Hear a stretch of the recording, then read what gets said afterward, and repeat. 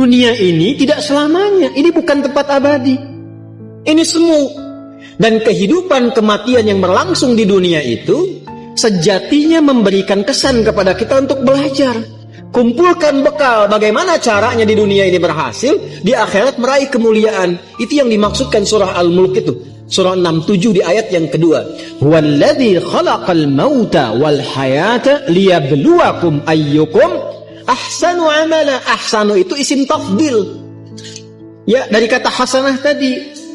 Jadi kita mengumpulkan hasanah, tapi orientasinya akhirat. Dan untuk mencapai ke titik itu, Allah berikan bentangan jalannya disebut dengan ibadah. Karena itu ketika Allah memerintahkan kita ibadah dalam bentuk fi'il amr, itu sebetulnya saking sayangnya kepada kita. Kalau nggak sayang nggak akan diperintahkan.